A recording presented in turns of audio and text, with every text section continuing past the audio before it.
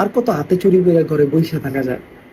এইবার আমি আমার বড় ভাই বোনদের সাথে রাস্তায় যেয়ে বুক পাইতে দিতে চাই, দোয়া করেন সবাই যাতে আমি শহীদ হয়ে যাই।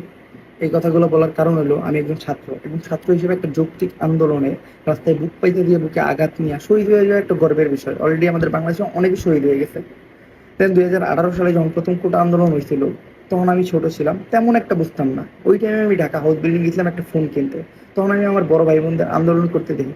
তো ওনাদের আন্দোলন করতে দেখা শখের বয়সে যায় আমি ওনাদের মাঝখানে বসে আন্দোলন করি। তো এক আপু আমার এই রুটি কলা দিয়েছিল, আমার মনে আছে। তো ওই দিন আন্দোলন শেষ হয়ে আমি বাসায় ফিরে আসি। যখন 2018 সালে আমি তেমন একটা বুঝতাম না, ওই টাইমে আমি এই আন্দোলনে ছিলাম। আর এখন 2024 সালে আমি সব বুঝি, তারপর আমি চুরি কইরা ঘরে বসে আছি, বারবার নিউজ ফিড স্ক্রল করতেছি। এতে হবে না, জয়েন করতে। তো আমি জয়েন করতেছি। আল্লাহ ভরসা, যা হইব দেখা যাবো ইনশাল্লাহ। আল্লাহ আমাদের সবার সাথে আছে। এখন বাজতেছে হলো রাতের 4টা। 2-3 রাত ধরে সারা রাত ঘুমাইতে পারি না।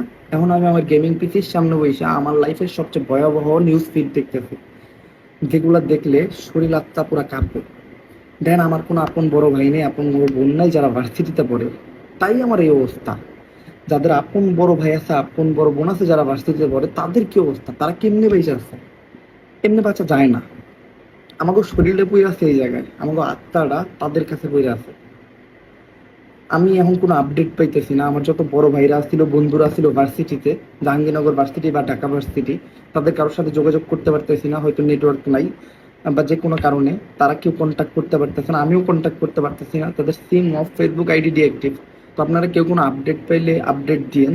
আমি নিউজ ফিড বারবার স্ক্রল করতেছি, কোনো আপডেট নাই। কেউ আপডেট পাইলে অবশ্যই কমেন্ট সেকশনে আপডেট দিন। আর আপাতত আল্লাহ তাদের সহায়ক, দোয়া করি আল্লাহ বর্ষা সবকিছু ঠিক হয়ে যাবে।